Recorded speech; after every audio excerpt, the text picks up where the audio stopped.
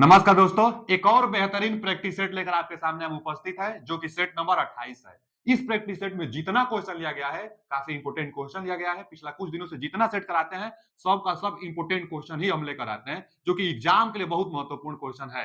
चलिए क्वेश्चन की तरफ चलते हैं। जो क्वेश्चन होता है ना, वो किसी ना किसी एग्जाम में आया हुआ ही क्वेश्चन होता है, तो ये डाउट में मत रहेगा कि इजी करा रहे हैं अथवा हार्ड करा रहे हैं। एग्जाम के लिए ही जो उपयोगी होता है, हम वही क्वेश्चन कराते हैं। देखिए पहला क्वेश्चन क्या है आपके लिए कि ओवरहेड ट्रांसमिशन लाइन में, अच्छा, आप जो भी पढ़ते होंगे वो तो पढ़ते रहिए, लेकिन डेली का डेली प्रैक्टिस सेट जरूर लगाते रहिए। जो अगर न्यू बच्चे होंगे, जो पहली बार वीडियो हमारा अगर देख रहे होंगे, तो थ्योरी भी करा दिया गया है, प्रैक्टिस सेट जितना करा गया है उसको जरूर आप देखिएगा, क्योंकि अगर प्रैक्टिस सेट भी देख लेते हैं तो आधा से अधिक, मतलब मान के चलिए 40 क्वेश्चन तो एकदम बना ही लेंगे आप। 50 में 40 बना लेंगे सिर्फ अगर प्रैक्टिस सेट देख लेते हैं तब, क्योंकि प्रैक्टिस सेट में ये क्वेश्चन पर जितना पॉसिबल होता है या अभी पीछे आ चुका होता है, हम सब कुछ बता देते हैं। इसलिए जरूर है प्रैक्टिस सेट देखना। अगर थ्योरी भी पढ़े हैं तो प्रैक्टिस सेट जरूर देखिएगा। आप प्रीवियस ईयर का भी क्वेश्चन हम सॉल्यूशन कराए हैं, उसको तो जरूर देखिएगा एक बार। चलिए क्वेश्चन की तरफ चलते हैं। क्या है पहला क्वेश्चन कि ओवरहेड ट्रांसमिशन लाइन के लिए बढ़ती प्रतिबाधा, मतलब सर्ज इंपेडेंस की सीमा क्या है। सर्ज इंपेडेंस को हम लोग जेड एस से डिनोट करते हैं। जो सर्ज इंपेडेंस होता है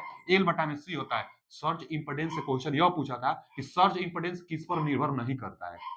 तो बहुत लोग सोचते हैं कि लंबाई पर निर्भर करता है, उसमें ऑप्शन दिया रहता है, जबकि जो सर्ज इंपेडेंस होता है लंबाई पर निर्भर नहीं करता है।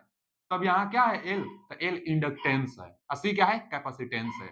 माने सर्ज इंपेडेंस 2 किलोमीटर के लिए अगर मान लीजिए 600 ओम है, तो 4 किलोमीटर के लिए भी 600 ओम होगा। माने लंबाई, क्वेश्चन भी पूछता है किसी ट्रांसमिशन लाइन की 2 किलोमीटर के लिए इतना ओम है, तो 4 किलोमीटर के लिए कितना ओम होगा, तो लड़के डबल कर देते हैं। डबल ओवल कुछ नहीं करना है। सर्ज इंपेडेंस कांस्टेंट होता है, लंबाई पर निर्भर नहीं करता है। लंबाई पर निर्भर नहीं करता है, निर्भर किस पर करता है, तो इंडक्टेंस और कैपेसिटेंस पर सर्ज इंपेडेंस निर्भर करता है। जो ओवरहेड ट्रांसमिशन लाइन होती है उसके लिए 400 से 600 ओम होता है। जो अंडरग्राउंड केबल होता है उसके लिए 40 से 60, माने 1/10 होता है इसका। ओवरहेड का 1/10 40 से 60 अंडरग्राउंड के लिए होता है, और ट्रांसफार्मर के लिए 1000 ओम होता है। तो तीन क्वेश्चन बनता है, ट्रांसफार्मर के लिए 1000, अंडरग्राउंड जो केबल होती है उसके लिए 40 से 60, और ओवरहेड होता है जो उसके लिए 400 से 600 ओम होता है। अब फॉर्मूला सर्ज इंपेडेंस का ये वाला है।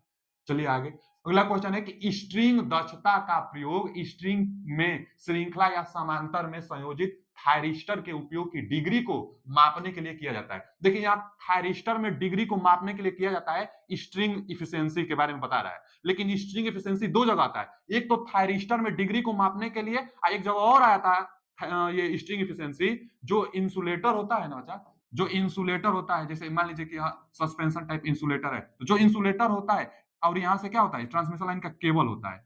तो इस जो यह इंसुलेशन है जो टावर से लगा रहता है, यह मान लीजिए यह टावर है, तो जो टावर से इंसुलेशन लगा रहता है और ट्रांसमिशन लाइन जाती है, तो इस प्रत्येक डिस्क के लिए भी स्ट्रिंग एफिशिएंसी हम लोग निकालते हैं। जो यह सस्पेंशन टाइप इंसुलेटर है यहाँ पर लगा हुआ है, इसका भी स्ट्रिंग एफिशिएंसी निकाला जाता है। और क्या फार्मूला होता है स्ट्रिंग एफिशिएंसी का? जो फार्मूला होता है स्ट्रिंग एफिशिएंसी का फार्मूला कि टोटल जितना वोल्टेज इसके पास है, टोटल वोल्टेज ऊपर, अब बटा में टोटल डिस्को की संख्या। एक डिस्क 11 केवी की मानी जाती है, लेकिन कितना डिस्क है, तो टोटल डिस्को की संख्या यानी एन गुण यहाँ यह ईटा है, इसको इफिशियंसी से डिनोट, या इफिशियंसी को बता रहा है, और ये यहाँ पर यन है, यन टोटल नंबर को बता रहा है कि कितना इसमें डिस्क है। तो टोटल वोल्टेज कितना है, फिर यन कितना डिस्क है, और सबसे नियरेस्ट डिस्क में वोल्टेज का मान, सबसे नियरेस्ट में, तो यहाँ पर वोल्टेज रहेगा लेकिन नियरेस्ट के लिए रहेगा, नियर के लिए रहेगा। जो वोल्टेज सबसे निचला वाला डिस्क पर रहेगा वही यहाँ पर फॉर्मूला में रहता है। अच्छा, अगर स्ट्रिंग एफिशिएंसी निकलता है, अगर परसेंटेज में चाहिए तो आप 100 से गुणा कर देंगे। अगर मान लीजिए कि डीसी सप्लाई है, तो उसके लिए जितना वोल्टेज रहेगा, तो प्रत्येक डिस्क पर ना वोल्टेज बराबर बढ़ता है। अगर आप निकालेंगे इसके लिए मैक्सिमम, डीसी के लिए मैक्सिमम आता है स्ट्रिंग एफिशिएंसी, अगर स्ट्रिंग एफिशिएंसी आप निकालेंगे, देखिए स्ट्रिंग एफिशिएंसी अगर आप निकालते हैं डीसी सप्लाई के लिए, स्ट्रिंग एफिशिएंसी निकालने के लिए टोटल वोल्टेज मान लेते हैं हम भी है, टोटल डिस्क मान लेते हैं 3 है, और सबसे निचला वाला डिस्क के पास कितना वोल्टेज होगा, तो डीसी के लिए सबके पास बराबर वोल्टेज आता है। सबके पास बराबर वोल्टेज यानी V/3 इसके पास आएगा। V/3 टोटल वोल्टेज का तिहाई, क्योंकि वोल्टेज सबके पास बराबर होगा तो तीनों को तो बांटेंगे बराबर बराबर, तो V/3 V/3 V/3, और निचला वाला यहाँ रखा जाता है V/3। अब क्या होगा कि 3 से 3 कट जाएगा, भी से भी कट जाएगा, टोटल कितना निकल कर आ रहा है, एक आ रहा है। तो वही डीसी सप्लाई के लिए मैक्सिमम स्ट्रिंग एफिशिएंसी एक आता है, अथवा परसेंटेज में कहेंगे 100 से गुणा, तो यानी 100 आएगा। तो स्ट्रिंग इफिशियंसी मैक्सिमम 100% अथवा 1 आएगा। 1 स्ट्रिंग इफिशियंसी मैक्सिमम 1, नहीं तो हमें वो भी डीसी सप्लाई के लिए हमेशा स्ट्रिंग इफिशियंसी का मान 1 से कम ही आता है, मैक्सिमम 1 आ सकता है। अब वही पूछा है कि स्ट्रिंग इफिशियंसी स्ट्रिंग प्रयोग करने के लिए स्ट्रिंग में श्रृंखला या समांतर में, जैसे यहाँ श्रृंखला में ही डिस्क जुड़ा होता है, तो श्रृंखला या समांतर में संयोजित थायरिस्टर की डिग्री को मापने के लिए किया जाता है। वास्तविक रूप में स्ट्रिंग दक्षता का मान हमेशा होता है, स्ट्रिंग दक्षता का मान हमेशा होता है 1 से कम में होता है, मैक्सिमम 1 हो जाता है, नहीं तो हमेशा 1 से कम होता है। यही तो हम डीसी के लिए बताए हैं, एसी के लिए हमेशा 1 से कम में आएगा, मैक्सिमम 100% डीसी। अब देखिए ना, इक्वल टू 100, 100 तो कभी होगा नहीं। ग्रेटर देन 1 माने 1 से ज्यादा कभी नहीं होगा। और इनफाइनाइट यह दिया है ना कि अनंत संख्या के करीब में होता है, तो ये भी अनंत के करीब नहीं होता है। फिर आगे दिया है लेस देन 1, तो यही तो सही है, 1 से कम ही होगा। 1 तो इसमें दिया नहीं है, पहले 1 भी हो जाता है, लेकिन हमेशा 1 से कम, नहीं तो 1। इसमें 1 नहीं दिया है, 1 से कम दिया है, D option is right answer. String efficiency हमेशा 1 से कम होगा, चाहे थायरिस्टर डिग्री के लिए चाहे इंसुलेटर के लिए निकालिए। अगला क्वेश्चन क्या है, एक DC shunt wound generator 800 RPM पर चलते हुए 200 वोल्ट ईएमएफ उत्पन्न करता है, माने 800 आरपीएम पर 200 वोल्ट उत्पन्न करता है। डीसी शंट मोटर है, ठीक है जी। अच्छा, वो 200 वोल्ट उत्पन्न करता है तो डीसी शंट जनरेटर है ना, तभी तो वोल्टेज उत्पन्न करेगा। तो एक डीसी शंट जनरेटर है जो कि 800 आरपीएम पर 200 वोल्ट उत्पन्न करता है। यदि यह मानकर चले कि फ्लक्स प्रति पोल कंडक्टर बनाए रखा है, माने जितना पहले फ्लक्स है अभी भी उतना ही फ्लक्स है, और यदि इसकी गति 1500 आरपीएम तक बढ़ा दी जाती है, तब वोल्टेज कितना उत्पन्न होगा। माने सिंपल क्वेश्चन है, यह क्वेश्चन कई बार पूछ लेता है, कई बार एकदम सेम ऐसा आएगा। जो लोग बोलते हैं ना कि न्यूमेरिकल नहीं बनता है, एक समझ लीजिए, अब ऐसा अगर क्वेश्चन आएगा तो आगे आप बना लीजिएगा। देखिए क्या है, यह क्वेश्चन यह बोल रहा है ना, पहले तो शंट जनरेटर है, कोई भी जनरेटर होगा, जनरेटर में आप क्या करते हैं, इंड्यूस ईएमएफ के लिए, जनरेटेड ईएमएफ के लिए फॉर्मूला क्या लगाते हैं, फॉर्मूला लगाते हैं फाई जेड एन पी बटा में 60 है। इस पर भी कई कई बार न्यूमेरिकल आता है, न्यूमेरिकल इस पर भी आता है कि इंड्यूस ईएमएफ बताइए, प्रति पोल फ्लक्स इतना है, टोटल कंडक्टर की संख्या इतना है, इतना स्पीड है, पोल की संख्या इतना है, और लैप बाइंडिंग के लिए इसको हम ए बराबर पी कहते हैं, वे बाइंडिंग के लिए का मान 2 रखते हैं, इंड्यूस ईएमएफ आ जाता है। लेकिन अगर शंट कह देगा, एकदम फ्लक्स बोल रहा है कि उतना ही, जितना पहले है उतना ही फ्लक्स है, बस स्पीड यहाँ पर चेंज करा रहा है, तो ईजी जो होता है ना, इंड्यूस ईएमएफ ईजी, ईजी बराबर, देखिए ना, ये सब कांस्टेंट होता है, अगर मान दिया है तब रखिए, नहीं दिया है तो मत रखिए इसको, ये सब कांस्टेंट होता है। कंडक्टर की संख्या और फ्लक्स चेंज हो सकता है, स्पीड चेंज हो सकती है, पोल की संख्या फिक्स होगी, ए का मान पैरेलल पाथों की संख्या फिक्स होता है।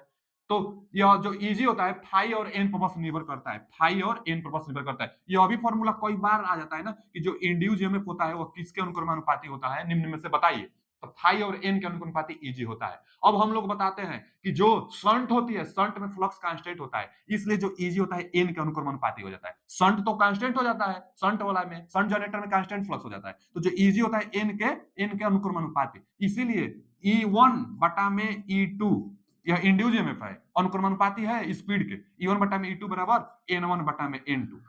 यह इतना महत्वपूर्ण है कि अभी एक सवाल इसी पर है कि 800 आरपीएम पर 200 वोल्ट, तो 1500 आरपीएम पर कितना वोल्टेज होगा, यही आपसे पूछा है। जो सवाल बता रहे, सवाल पढ़िए आप, देखिए एकदम यही फॉर्मूला आप लगाएंगे, स्पीड के सीधा अनुक्रमानुपाती होता है। मान रखकर बता दीजिए, देखिए ना, दिया है ना 800 आरपीएम पर 200 वोल्ट उत्पन्न कर रहा है, यानी 800 स्पीड पर 200 वोल्टेज उत्पन्न कर रहा है, कितना पर, तो 800 आरपीएम पर। अब क्या पूछा है, इधर आरपीएम हम रख रहे हैं, 1500 आरपीएम पर कितना ईएमएफ उत्पन्न होगा, 1500 आरपीएम पर ना, 1500 आरपीएम पर पूछा है, कितना उत्पन्न होगा, तो E2 का मान आपसे पूछा है। अब लगा दीजिए, देखिए ना, यहां से ना 2 चौके 8, 4 बार में, भैया 2 0 से 2 0, 2 चौके 8, 4 बार में कट गया ना। अब बताइए ना, 4 से भी इसको कटा दीजिए, कट जाएगा। पहले हम दोनों तरफ को उलाट देते हैं, दोनों तरफ का हम अगर विपरीत कर देंगे, चाहे तिरछा तिरछी आप गुणा भी कर लीजिए तो भी आप समझ जाएंगे। तो E2 मान निकालने के लिए उलाट दीजिए दोनों तरफ, कितना होगा, देखिए E2 निकालने के लिए कितना होगा, E2 के लिए क्या होगा, यहाँ पर E2 बराबर इधर 1500 बटा में 4 आ जाएगा। ये तो आप समझते होंगे, आप तिर्यक गुणा कर लीजिए, नहीं तो दोनों पक्षों को उलाट दीजिए। तो यहाँ से E2, यहाँ 1500 बटा में 4, अब कटा लीजिए, यही तो E2 निकल कर आएगा। 4 से करेंगे तो 4 तिहाई 12, 4 तिहाई 12, 3 बचा, फिर 4 सते 28, फिर 2 बचा, 4 पांचे 20, 375 वोल्ट उत्पन्न होगा 1500 आरपीएम पर। 375 वोल्ट, देखिए डी ऑप्शन में दिया है, डी ऑप्शन में दिया है ना, 375 वोल्ट, 375 वोल्ट उत्पन्न होगा E2 बराबर 1500 आरपीएम पर 300। एकदम सिंपल फॉर्मूला है, आप लगा लेंगे, कई बार इस पर बनता है बच्चा। ये नहीं, भले ध्यान दीजिए, ये तो संबंध पूछ लेता है, लेकिन इस पर न्यूमेरिकल कई बार बनता है, एक इस पर बनता है। ये भी जान गए, ये भी जान गए। चलिए आगे। अगला क्या है क्वेश्चन कि ट्रांसफार्मर ऐसे उपकरण होते हैं जो एक सर्किट से दूसरे में विद्युत ऊर्जा को परिवर्तित करते हैं। हाँ, ट्रांसफार्मर ऐसा ही तो डिवाइस होता है। देखिए ना, बता रहा है, ट्रांसफार्मर के बारे में बता रहा है कि ट्रांसफार्मर ऐसा उपकरण होता है जो एक सर्किट से दूसरे में विद्युत ऊर्जा को परिवर्तित करता है। एक सर्किट से दूसरे सर्किट में विद्युत ऊर्जा को परिवर्तित करता है, हाई वोल्टेज को लो वोल्टेज में अथवा लो वोल्टेज को हाई वोल्टेज में परिवर्तित करता है ट्रांसफार्मर। ठीक है, ये दोनों सर्किट एक दूसरे से विद्युत रूप से पृथक होते हैं, ये भी बात सही है। यह दोनों सर्किट, जैसे आप देखे होंगे ना ट्रांसफार्मर का कोर टाइप जो ट्रांसफार्मर होता है, तो क्या होता है ना कि इस पर कोर जो होता है, कोर पर बाइंडिंग की जाती है, यहां से बाइंडिंग होता है, इधर बाइंडिंग होता है। अब टर्न की संख्या अलग अलग होती है, जिधर टर्न ज्यादा रहेगा उधर वोल्टेज ज्यादा। अगर सेकेंडरी साइड में वोल्टेज ज्यादा है तो वह स्टेप अप वोल्टेज होगा, सेकेंडरी साइड में टर्न कम तो वोल्टेज कम तो स्टेप डाउन होगा। लेकिन वो बात नहीं है, बता रहा है कि विद्युत ऊर्जा को रूपांतरित करता है एक सर्किट से दूसरे सर्किट में, सही बोला है। और एक बात बता रहा है कि ये दोनों सर्किट एक दूसरे से विद्युत रूप से पृथक होते हैं। यह दोनों सर्किट एक दूसरे से इलेक्ट्रिकली कनेक्टेड नहीं होते हैं, पृथक होते हैं, सही बोला है। इलेक्ट्रिकली नहीं कनेक्टेड होता है, म्यूचुअली कनेक्टेड होता है, माने मैग्नेटिकली कनेक्टेड होता है, म्यूचुअली कहिए चाहे मैग्नेटिक कनेक्टेड होता है। कैसे? तो यहां पर जो फ्लक्स बनती है, यही फ्लक्स यहां पर जाकर लिंक करता है, यह कोर की सहायता से फ्लक्स यहां पहुंचता है, इसमें इंड्यूस ईएमएफ होता है। तो इलेक्ट्रिकली कनेक्टेड तो है नहीं। कई बार रेजिस्टेंस पूछ लेता है कि प्राइमरी बाइंडिंग और सेकेंडरी बाइंडिंग के बीच में रेजिस्टेंस कितना होता है, तो इनके बीच में रेजिस्टेंस अनंत होता है, क्योंकि इलेक्ट्रिकली कनेक्टेड नहीं होते हैं। वही बोला है, ये दोनों सर्किट एक दूसरे से विद्युत रूप से कनेक्टेड नहीं होते हैं, पृथक होते हैं। तो सही बात है कि पृथक होते हैं, म्यूचुअली कनेक्टेड होता है। अच्छा जी, पूछा क्या है, ट्रांसफार्मर निम्न में से क्या है। अच्छा, ट्रांसफार्मर निम्न में से क्या है पूछा है। पहला दिया है रोटेटिंग डिवाइस, ऐसे ही गलत। ट्रांसफार्मर तो एक स्टैटिक डिवाइस है, ये भी गलत हो गया। फिर आगे दिया है स्टैटिक डिवाइस, हाँ ये हो सकता है, static device working on the principle of mutual inductance, एकदम सही है, म्यूचुअल इंडक्टेंस पर ही काम करता है, म्यूचुअल इंडक्टेंस पर काम करता है, स्टैटिक डिवाइस है, B option is right answer. अब आगे देख लेंगे, रोटेटिंग डिवाइस तो गलत, static device working on the principle of the self inductance पर नहीं काम करता, सेल्फ इंडक्टेंस पर नहीं काम करता, म्यूचुअल इंडक्टेंस माने इसके फ्लक्स से वहां फ्लक्स जाकर यह लिंक होता है, तो यह वाला जो इंड्यूस ईएमएफ होगा इस पर आधारित होगा, एक दूसरे से निर्भर करता है ना, इसी को म्यूचुअल इंडक्टेंस कहते हैं। तो इसका B option is right answer. अगला क्वेश्चन क्या है कि सेल प्रकार के ट्रांसफार्मर के विपरीत कोर प्रकार के ट्रांसफार्मर में क्या होता है। अच्छा, सेल और कोर को कंपेयर करता है, यहां से क्वेश्चन कई बार बनता है, देख लीजिए दोनों को, एक पूछा है सेल और एक पूछा है कोर टाइप। तो सेल प्रकार के ट्रांसफार्मर और कोर प्रकार के ट्रांसफार्मर में क्या होता है, मतलब दोनों में क्या अंतर है। देखिए, पहले आप एक सेल टाइप समझ लीजिए, उसके बाद एक हम कोर टाइप भी बना देते हैं। चलिए यहाँ कोर टाइप बना देते हैं। कोर टाइप जो आप जानते हैं वही है। कोर टाइप में क्या होता है कि कोर होता है, आयरन का कोर होता है, और इस पर क्या किया जाता है बच्चा, बाइंडिंग किया जाता है। ठीक है, इधर भी बाइंडिंग रहेगा, ठीक है ना, प्राइमरी सेकेंडरी बाइंडिंग। अच्छा, यह कोर टाइप है, जो कोर पर बाइंडिंग होती है ना, टू बाइंडिंग वाला, यह कोर टाइप होता है। सेल टाइप में क्या होता है, सेल टाइप में ना, थोड़ा सा बड़ा बना देते हैं सेल टाइप को, सेल टाइप को थोड़ा सा हम बड़ा बना देते हैं। इसमें क्या होगा ना कि इसमें जो बाइंडिंग होगी, देखिए कुछ ऐसे होता है, एक यहां होगा,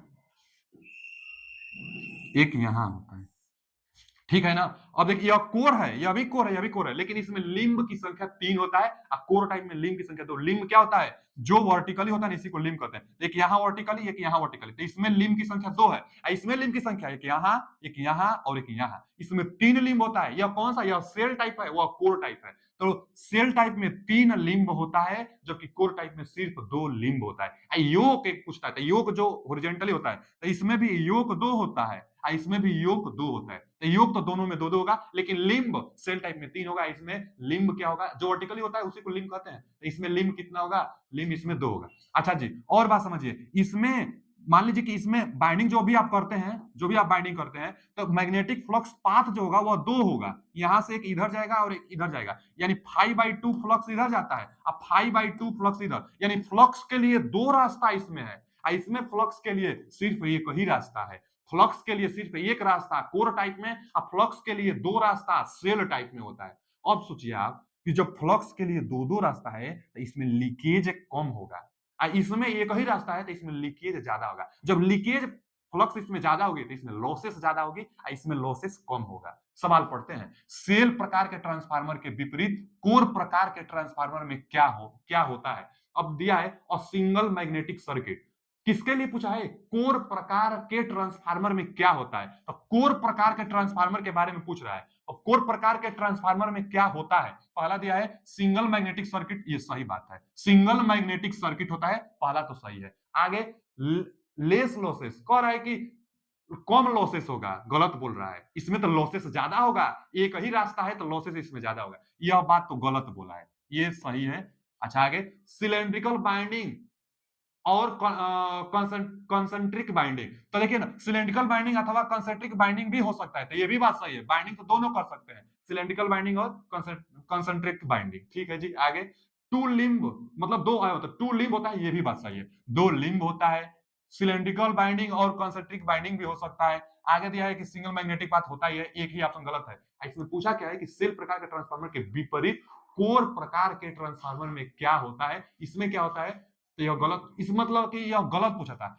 सेल प्रकार के ट्रांसफार्मर के विपरीत कोर प्रकार के ट्रांसफार्मर में क्या नहीं होता है, यहां पूछना चाहिए क्या नहीं होना चाहिए, इसमें क्या गलत है यही पूछा है ना, क्योंकि इसके विपरीत पूछा है, सेल प्रकार के ट्रांसफार्मर के विपरीत कोर प्रकार के ट्रांसफार्मर में क्या होता है, तो कोर प्रकार के ट्रांसफार्मर में सिंगल पाथ होता है, दो लिंब होता भी है, सिलेंड्रिकल बाइंडिंग और कंसेंट्रिक बाइंडिंग जो होता है ये भी हो ही जाता है, लेकिन कम नुकसान है, इसमें ज्यादा नुकसान होता है। सबसे अच्छा तो ये ऑप्शन सही है, तो गलत इसमें पूछा होना चाहिए, क्या गलत है, तो इसका B option is right answer, less losses नहीं होगा, इसमें लॉसेस ज्यादा होता है।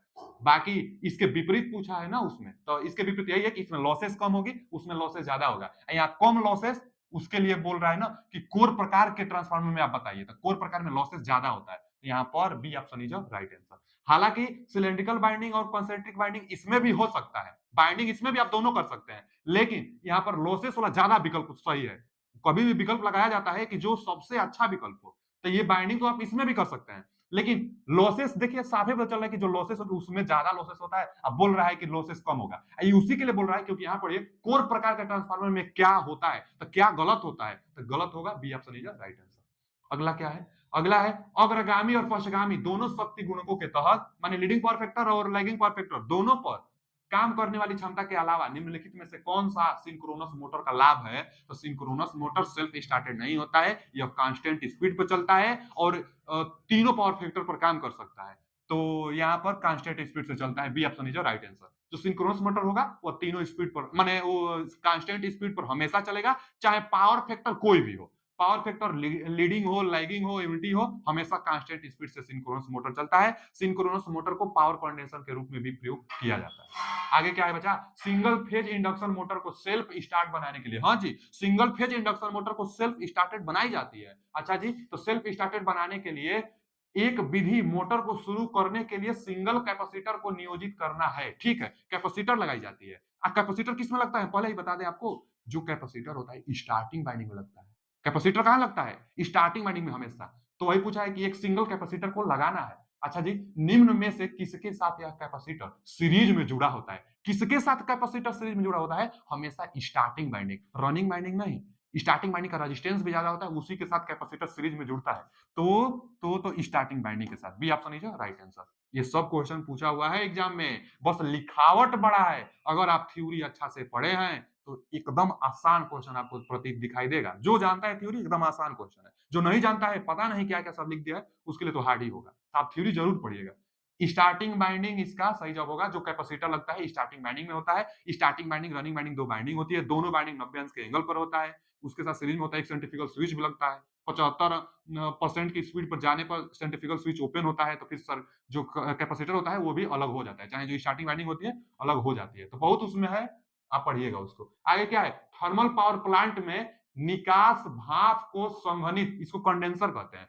संघनित करने के लिए एक एक संघनित मतलब वही कंडेंसर स्थापित किया जाता है, जो भाप निम्न में से कहां से निकलता है। थर्मल पावर प्लांट में देखिए ना, जो थर्मल पावर प्लांट होता है तो एक होता है, थर्मल पावर प्लांट में बॉयलर होता है, बॉयलर में ही पाइप लगा रहता है, यहीं पर कोयला का दहन होता है और क्या होता है कि इसी में भाप बनता है, यहां से भाप बन के सुपर हीटर में जाता है। ठीक है जी। सुपर हीटर में भाप जाता है, सुपर हीटर से भाप, सुपर हीटर जो होता है ना, अगर जो भाप जा रही है, भाप में प्रेशर ज्यादा होता है ना, तो जो भाप जा रही है, इस भाप में नमी होगी, उसको दूर करेगा सुपर हीटर। और सुपर हीटर से टरबाइन पर भाप जाता है, तभी तो टरबाइन को रोटेट कराएगा, और जब टरबाइन मैग्नेटिक फील्ड में रोटेट करेगी तो आर्मेचर रोटेट करेगा, आर्मेचर रोटेट करेगा तो बिजली बनेगी। तो स्टीम पावर प्लांट माने थर्मल पावर प्लांट जो होता है, इसमें पानी को गर्म करके भाप बनाई जाती है, अब भाप को टरबाइन पर छोड़ी जाती है, सुपर हीटर के रास्ते से जाता है भाप। अच्छा जी, यहाँ पर जो भाप जाएगी, प्रेशर इतना रहेगा कि उसको रोटेट कराएगा, टरबाइन को रोटेट कराएगा, उसके बाद अल्टरनेटर रोटेट करेगी, बिजली बनेगी। तो जब टरबाइन पर ले जाकर हम लोग भाप को गिराते हैं, तो यहां से भाप फिर कहां चला जाता है, तो एक न इसी के जस्ट नीचे, एक जस्ट इसी के नीचे एक और ब्लॉक बनाई जाती है, जिसको हम लोग कंडेंसर कहते हैं। क्या कहते हैं? कंडेंसर कहते हैं, कंडेंसर। अब कंडेंसर क्या करता है कि जो यहां से भाप आएगी, कंडेंसर इतना ठंडा होता है कि भाप को इतना ठंडा कर देता है कि तुरंत द्रव में बदल जाती है, भाप द्रव में बदल जाएगी, यहां से जो द्रव में बनेगी फिर नदी में अथवा पंप की सहायता से फिर इकोनोमाइजर में भेजिए, इकोनोमाइजर से फिर बॉयलर में भेजिए, फिर भाप बनेगी, फिर जाएगी, तो यह साइकिल चलता रहता है। यहाँ से कंडेंसर और जो नदी होती है, नदी से पानी पंप की सहायता से इकोनोमाइजर में आता है, इकोनोमाइजर यहाँ से जो धुआं निकलता है, धुआं इकोनोमाइजर की सहायता से ही आगे जाता है। तो इकोनोमाइजर जो होता है, इकोनोमाइजर से पानी टरबाइन में आता है, माने यहाँ बॉयलर में आता है। तो जो इकोनोमाइजर होता है, इकोनोमाइजर को पहले से धुआं थोड़ा सा गर्म करके पानी को पहले से गर्म कर देता है, इसलिए जो इकोनोमाइजर होता है, बॉयलर की इफिशियंसी को 10% बढ़ा देता है पहले से, तो इकोनोमाइजर इफिशियंसी बढ़ा देता है। इकोनोमाइजर से भी क्वेश्चन बहुत पूछता है, इकोनोमाइजर से ही पानी बॉयलर में आता है, इकोनोमाइजर में नदी से अथवा कंडेंसर से पानी आता है पंप की सहायता से। लेकिन कंडेंसर क्या होता है, तो जो भाप जाता है टरबाइन पर, टरबाइन से कंडेंसर में जाकर जो भाप होगी द्रव में कन्वर्ट हो जाएगी, इसका तापमान बहुत कम होता है। अब यही पूछा है कि निकास भाप को, जो यहां से भाप जा रही है ना, तो निकास भाप को कंडेंसर के लिए संधारित किया जाता है। तो पूछा है कि थर्मल पावर प्लांट में निकास भाप को कंडेंसर करने के लिए, मतलब संघनित करने के लिए एक एक कंडेंसर स्थापित किया जाता है, जो भाप निम्न में से कहां से निकलता है, भाप कहां से निकलता है, भाप कहां से निकलता है, टरबाइन से निकलता है। बताइए ना, अभी यहां पर भाप जाता है, टरबाइन पर गिरता है, टरबाइन से आगे निकलकर भाप कंडेंसर में जाता है, जो द्रव में कन्वर्ट हो जाता है, तो टरबाइन पर जाता है, टरबाइन पर। अब इकोनोमाइजर से तो पानी इसमें आएगा, सुपर हीटर से तो यहीं पर है, भाप में जो नमी होगी उसको दूर करेगी। अब बॉयलर तो यहाँ है, यहाँ से भाप बनता है, इसी में दहन कोयला किया जाता है। एक ही ऑप्शन बच गया, टरबाइन। तो A option is right answer, turbine होगा, जो कि इसी पर भाप आता है टरबाइन के पास।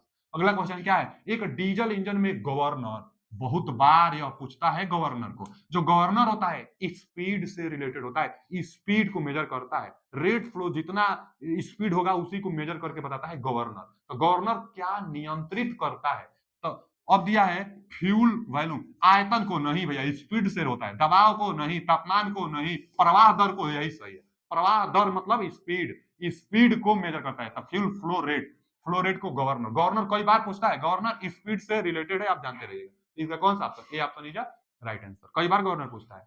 आगे, निम्नलिखित में से किस विद्युत प्लांट में वास्तविक रूप से ईंधन परिवहन की शून्य लागत होती है, माने ईंधन का कोई खर्चा नहीं होता है, किस पावर प्लांट में, तो hydro electric power plant. Hydro electric power plant में जल से देते हैं, तो हाइड्रो इलेक्ट्रिक पावर प्लांट में ईंधन का कोई खर्चा नहीं होता है, ईंधन का कोई खर्चा नहीं, hydro electric power plant, hydro electric power plant में ईंधन का कोई खर्चा नहीं लगता है। अच्छा, इसी का एफिशिएंसी ज्यादा भी होता है, 85 से 95 तक, 85 से 95 तक इसका एफिशिएंसी होता है।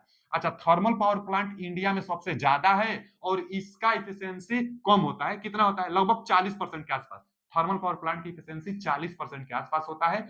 लेकिन सबसे ज्यादा जो है, जो सबसे ज्यादा है बच्चा, सबसे ज्यादा इंडिया में कौन सा है, तो थर्मल पावर प्लांट ही है, भले एफिशिएंसी कम होता है। और हाइड्रो इलेक्ट्रिक पावर प्लांट का एफिशिएंसी ज्यादा 85%, इसमें ईंधन की कोई आवश्यकता नहीं होती है। ठीक है जी। हाँ, और एक जानिए, जो हाइड्रो इलेक्ट्रिक पावर प्लांट है, जो थर्मल पावर प्लांट है, यह बेस लोड पावर प्लांट होते हैं, और जो गैस टरबाइन है और डीजल पावर प्लांट है, यह पीक लोड पावर प्लांट है। पीक लोड मतलब गर्मियों के दिनों में डिमांड ज्यादा होने के कारण कुछ पावर स्टेशन चालू किए जाते हैं, उसको पीक लोड पावर प्लांट कहते हैं। पीक लोड जब डिमांड बढ़ती है तब चालू किया जाता है, बेस लोड जो हमेशा 12 माह जो चलती रहती है उसको बेस लोड कहते हैं। तो यह दोनों बेस लोड होता है।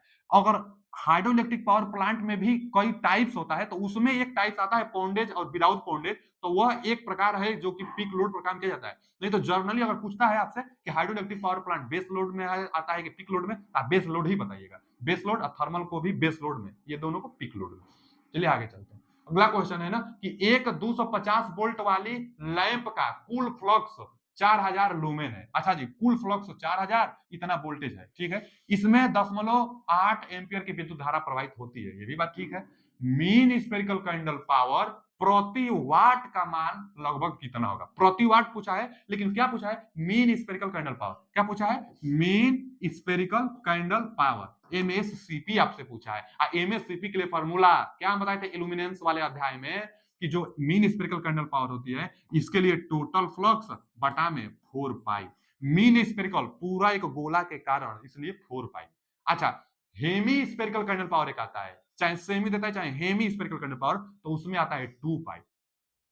अब यही आपसे पूछा है और टोटल फ्लक्स दिया है कि कुल फ्लक्स 4000 है, रख दीजिए। कुल फ्लक्स कितना दिया है? 4000 दिया है, तो 4000 रख दीजिए। अब बटा में 4 पाई का मान 22/7 रखिए, नहीं तो 3.14 रख दीजिए। अच्छा जी, और एक बात सुनिए, यहां से तो निकल कर आ जाएगा, लेकिन प्रति वाट आपसे पूछा है ना, तो टोटल कितना वाट है भाग दीजिए। P बराबर VI होता है ना जी। P बराबर एक फॉर्मूला आता है वाटेज निकालने के लिए, पावर निकालने के लिए। P बराबर क्या लगाते हैं फॉर्मूला? P बराबर आप लगाते हैं VI। P बराबर VI। तो वोल्टेज भी दिया है और धारा भी दिया है, तो वोल्टेज धारा निकाल लेंगे ना। देखिए यह 0 और यहाँ पर 0.8 है, तो 0.8 घटा देगा, यानी 8 2500 वाट है 200। पावर तो निकल कर आ गया 200 वाट। 200 वाट पावर, तो प्रति वाट पूछा है तो आप 200 वाट से भाग भी दे दीजिए। प्रति वाट आपसे पूछा है सवाल में कि प्रति वाट मीन स्फेरिकल कैंडल पावर का मान प्रति वाट में आप बताइए, इसलिए जितना पावर है उससे हम भाग भी दे दिए। अब यह निकल कर जो आएगा वही मीन स्फेरिकल कैंडल पावर होगा, जो कि निकल कर आ रहा है कितना? 1.6 आ रहा है। 1.6, देखिए C option is right answer, इसका सही ऑप्शन सी ऑप्शन। अगला क्वेश्चन क्या है? निम्नलिखित में से किसमें प्रतिरोधकता का नकारात्मक तापमान गुणांक होता है? अल्फा का मान, ये बच्चा जो जो मेटल होता है, जो धातु होती है, उसमें एक फॉर्मूला आता है आर टी बराबर R naught 1 plus alpha into delta T. जो यह अल्फा होता है ना, यही प्रतिरोध ताप गुणांक होता है। अब प्रतिरोध ताप गुणांक पॉजिटिव होता है मेटल के लिए, धातु के लिए। अधातु के लिए मतलब इंसुलेटर के लिए निगेटिव होता है। और किसके लिए निगेटिव होगा वही पूछा है। नकारात्मक प्रतिरोध ताप गुणांक किसके लिए होगा? तो नकारात्मक इलेक्ट्रोलाइट के लिए होता है। जो इलेक्ट्रोलाइट होते हैं ना, इलेक्ट्रोलाइट का जो बैटरी में भी H2SO4 इलेक्ट्रोलाइट का प्रयोग किया जाता है, वैद्युत अपघटनी वाले में, वही इलेक्ट्रोलाइट है। इसमें क्या होता है? अच्छा, अल्फा का मान निगेटिव होने से प्रतिरोध ताप गुणांक निगेटिव होने से क्या होता है कि तापमान बढ़ने से प्रतिरोध घटता है। जबकि धातु में क्या होता है? तापमान बढ़ने से प्रतिरोध भी बढ़ता है। तापमान बढ़ने से प्रतिरोध घटने लगे तब अल्फा का मान निगेटिव होगा, प्रतिरोध ताप गुणांक का मान निगेटिव। तो इलेक्ट्रोलाइट में यही होता है, तापमान बढ़ने से प्रतिरोध का मान घटता है, इसलिए इसका निगेटिव। बाकी मरकरी धातु है, सिल्वर धातु है, ब्रास जो भी है, इनका क्या होता है? पॉजिटिव होता है। निगेटिव आपसे पूछा था, तो C option is right answer. अगला क्वेश्चन क्या है? अगला क्वेश्चन है कि एक जनरेटिंग स्टेशन में 120 मेगावाट का कनेक्टेड लोड है, ठीक है जी, कनेक्टेड लोड 120 मेगावाट, और यह 60 मेगावाट की अधिकतम मांग माने मैक्सिमम डिमांड 60 दिया है, 60 मेगावाट की आपूर्ति करता है, ठीक है। एक वर्ष में उत्पादित यूनिट 48 × 10⁷ kWh है, तो जनरेटिंग स्टेशन का मांग फैक्टर माने डिमांड फैक्टर क्या होगा? बच्चा, डिमांड फैक्टर भी तो एक फेमस फार्मूला होता है, याद होना ही चाहिए आपको। जो डिमांड फैक्टर होता है, डिमांड फैक्टर के लिए डिमांड माने मैक्सिमम डिमांड ऊपर होना चाहिए।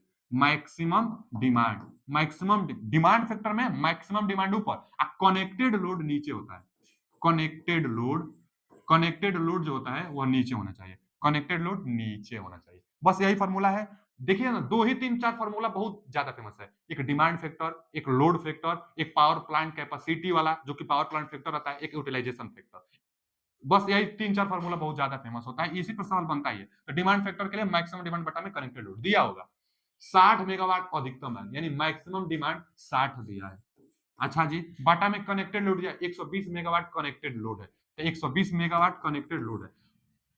60 दूना के 120 होता है ना, 60 दूना के 1/2, 1/2 का मान 0.5 D option is right answer. 0.5 आ रहा है, एकदम छोटा सा सवाल है, जो जानता होगा बना लेगा, जो नहीं जानता है टिकवेगा मतलब ताकता रहेगा। भाई एकदम छोटा सा फॉर्मूला है ना, आप इसको याद ही कर लीजिए, D option is right answer. अगला क्वेश्चन क्या है, विद्युत ड्राइव के संचालन के चौथे क्वाड्रेंट में डीसी मोटर के संचालन का स्वभाव क्या होता है। अच्छा, अगर आप रेगुलर प्रैक्टिस सेट देखते होंगे तो आप भी अब समझ गए होंगे कि कुछ कुछ क्वेश्चन एक ही आधार पर बन रहा है। यह भी क्वेश्चन किसी ना किसी सेट में आया हुआ होगा। तो जितना क्वेश्चन करा देगा ना, आप समझ रहे हैं, हर एक प्रैक्टिस सेट में लगभग हम मानते हैं किसी में 20 से ज्यादा भी कराया गया है, किसी में 20 से कम भी कराया गया है। तो जितना यह 28 के आसपास हो गया, 28 प्रैक्टिस सेट हो गया। अगर मान लेते हैं कि हर एक सेट में 20 क्वेश्चन भी हम कराते हैं तो देखिए ना कितना क्वेश्चन हो गया, 8 दूना के 16 और दूना के 4 एक 5, यानी 560 क्वेश्चन। आना कितना है आपके एग्जाम में, सिर्फ 50 क्वेश्चन आना है।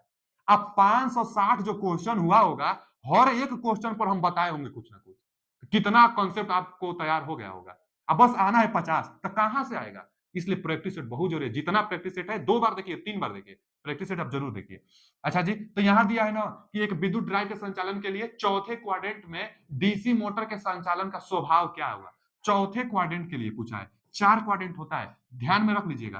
पहला और तीसरा दोनों का दोनों मोटरिंग मोड होता है, मोटरिंग मोड। दूसरा, यह तीसरा है ना, यह तीसरा है। दूसरा और चौथा, दूसरा और चौथा जो होता है जनरेटिंग मोड होता है, जनरेटिंग मोड होता है। हाँ, ऊपर का दोनों फॉरवर्ड में होता है और नीचे का दोनों रिवर्स में होता है। अब पूछा क्या है आपसे, चौथे क्वाड्रेंट इसको पूछा है, तो जनरेटिंग रिवर्स में, नीचे दोनों रिवर्स में होगा तो रिवर्स में जनरेटिंग, रिवर्स में जनरेटिंग, रिवर्स में जनरेटिंग, रीजनरेट कहे चाहे जनरेटर कहिए, तो D option is right answer. एकदम आसान है, कई बार इस पर क्वेश्चन आता है। अगला क्वेश्चन क्या है कि सटीक स्थिति की क्षमताओं और शुरू करने, रोकने और पलटने के लिए एक तेज रिएक्शन के साथ, सवाल समझिए, फिर से सवाल समझिए, सटीक स्थिति मतलब एकदम एक्यूरेसी एकदम अच्छा होना चाहिए। सटीक स्थिति, पोजीशन जो होगी एकदम सटीक होनी चाहिए। सटीक स्थिति की क्षमताओं और शुरू करने, रोकने और पलटने के लिए एक तेज रिएक्शन के साथ एक स्टेपर मोटर प्रिंटर की अच्छी तरह से अनुकूल है। ठीक है जी, एक प्रिंटर में, एक ऐसा प्रिंटर जो पेज को पलट दे, उसमें एकदम सटीक प्रिंट करे ताकि लेप जो लिखावट स्पष्ट है। प्रिंटर में भी स्टेपर मोटर होगा तभी तो एक स्टेप पर ले जाकर रोक देगा, एक स्टेप पर ही उसको रोटेट कराएगी। चाहे घड़ी में भी स्टेपर मोटर, जो कंप्यूटर का हार्ड डिस्क होता है, हार्ड डिस्क ड्राइव जो होता है उसमें भी स्टेपर मोटर होता है, जो कि एक स्टेप वाइज होता है। तो वही पूछा है कि स्टेपर मोटर अनुकूल है, सही बात है, स्टेपर मोटर का ही प्रयोग करेंगे जहां स्टेप वाली बात आ जाए। आगे क्या पूछा है, एक स्टेपर मोटर की घूर्णी गति पूरी तरह से निर्भर करती है। स्टेपर मोटर की घूर्णी गति किस पर निर्भर करेगी, तो जो आप सप्लाई देंगे उस पर निर्भर करेगी। और सप्लाई जो दी जाती है वो पल्स टाइप दी जाती है। पल्स टाइप का मतलब जब सप्लाई जाएगी तब तो रोटेट करेगा, सप्लाई नहीं जाएगी तो रुका रहेगा, सप्लाई जाएगी तो फिर रोटेट करेगा। तो वह कैसे करता है, स्टेप वाइज रोटेट करता है, यानी सप्लाई भी पल्स वाइज आती रहती है। सप्लाई जो आती है वो पल्स वाइज आती रहती है। यहां दिया है शाफ्ट लोड, लोड से क्या मतलब है, magnitude of stator current, stator का जो करंट होगी उसके मान से नहीं निर्भर करेगा। पोलैरिटी, आप पोलैरिटी से भी निर्भर नहीं करेगा, पल्स फ्रीक्वेंसी पर निर्भर करेगा। ये सही है, आप समझ भी लेंगे। स्टेप वाइज के लिए पल्स फ्रीक्वेंसी ही तो चाहिए, तो पल्स सप्लाई कहिए अथवा पल्स फ्रीक्वेंसी कहिए। पल्स फ्रीक्वेंसी पर स्टेपर मोटर को इनपुट सप्लाई आप चाहिए, तो वही पूछा था कि स्टेपर मोटर के लिए इनपुट सप्लाई कैसा होना चाहिए, तो पल्स फ्रीक्वेंसी होना चाहिए। आगे, निम्न में से कौन सा बाई डायरेक्शनल, बहुत बार पूछता है by directional device, by directional प्रवाह की अनुमति देता है। जो बाई डायरेक्शनल होता है, बाई डायरेक्शनल की अनुमति देता है। देखिए जो आईजीबीटी होता है, इंसुलेटेड गेट बाइपोलर ट्रांजिस्टर, यह यूनिडायरेक्शनल होता है। Bipolar, bipolar unijunction transistor जिसको बीजेटी कहते हैं, यह भी यूनिडायरेक्शनल होता है। जो ट्रायक होता है यही बाई डायरेक्शनल होता है। कई बार, लाखों बार बचा, लाखों बार यह क्वेश्चन पूछा हुआ है, ट्रायक क्या है, तो ट्रायक एक बाई डायरेक्शनल डिवाइस है। बाकी यूनिपोलर है, यूनिपोलर है। गेट टर्न ऑफ थायरिस्टर माने जीटीओ, तो यह भी यूनिपोलर होता है। तो यूनिपोलर, यूनिपोलर, यूनिपोलर, जबकि बाई डायरेक्शनल, पोलर नहीं डायरेक्शनल कहिए, यूनिडायरेक्शनल, यूनिडायरेक्शनल, यूनिडायरेक्शनल। और जो ट्रायक होता है बाई डायरेक्शनल। अब बाई डायरेक्शनल, बाई डायरेक्शनल मतलब जो जिधर से भी आप सप्लाई दीजिए दोनों तरफ से वह काम करेगा, तो बाई डायरेक्शनल होता है, ट्रायक होता है। ट्रायक कैसे बनता है, तो जो ट्रायक होता है ना, ट्रायक, ट्रायक जो होता है, देखिए ट्रायक जो होता है ना, दो दो एससीआर, जो दो एससीआर होती है, दो एससीआर का कॉम्बिनेशन, पैरेलल कॉम्बिनेशन टाइप का दिखाई देता है। एक टर्मिनल यहां से होगा, एक टर्मिनल यहां होगा, तो इसको कहेंगे T1, एक टर्मिनल यहां रहेगा T2, और यहां पर एक रहता है गेट, ट्रायक। और डायक में क्या होता है कि गेट नहीं रहता है, डायक में गेट नहीं होता है, यह एक ट्रायक है जिसमें गेट रहता है। तो 2 टर्मिनल होंगे, एक गेट होगा, यही होता है। ट्रायक ट्रायक बाई डायरेक्शनल होता है। अगला क्वेश्चन क्या है? अगला क्वेश्चन है कि पावर इलेक्ट्रॉनिक्स के क्षेत्र में एफएसीटीएस आधारित नियंत्रित उपकरण उपयोग में है। तो एफएसीटीएस का फुल फॉर्म पूछा है। कई बार क्वेश्चन आ जाता है, इसलिए हम लिए हैं ताकि एक बार भी आपके सामने अगर आया रहेगा, कभी भी आए आप बता दीजिएगा। देखिए कैसे आपको बताना है एसी मतलब एसी करंट। आप इलेक्ट्रिकल वाले हैं तो एसी मतलब एसी करंट आप समझते होंगे, मतलब अल्टरनेटिंग करंट ट्रांसमिशन सिस्टम। तो अल्टरनेटिंग करंट ट्रांसमिशन सिस्टम, यहां से तो आप पकड़ ही लेंगे। अब एफ का मतलब फ्लेक्सिबल होता है। देखिए ना, फाइनाइट एयर कोल्डेड दिया है, ये सब तो होगा नहीं। एयर कोल्डेड हम लोग में कहां आएगा? फिर आगे दिया है फ्लेक्सिबल एयर कोल्डेड, फिर आ गया ये भी एयर कोल्डेड नहीं। आगे दिया alternating current transmission system, flexible दिया तो यही सही है। अल्टरनेटिंग करंट ट्रांसमिशन सिस्टम इसमें भी है, अल्टरनेटिंग करंट ट्रांसमिशन सिस्टम इसमें भी है, लेकिन एफ का मतलब फ्लेक्सिबल होता है। Flexible alternating current transmission system, तो C option is right answer. यह क्या है बच्चा? इसका फुल फॉर्म होता है, कई बार पूछता है। पीडीएफ पाने के लिए नीचे टेलीग्राम लिंक लगा हुआ है, उससे ज्वाइन भी हो जाइए। और कुछ भी कमेंट करना चाहते हैं, कुछ भी पूछना चाहते हैं, तो डायरेक्ट फेसबुक लिंक एक लगा है, उससे भी ज्वाइन हो जाइए। कुछ भी पूछेंगे तुरंत वहां पर रिप्लाई दे दिया जाएगा आपको। तो मिलते हैं अगले वीडियो में, पढ़ते रहिए। Thank you.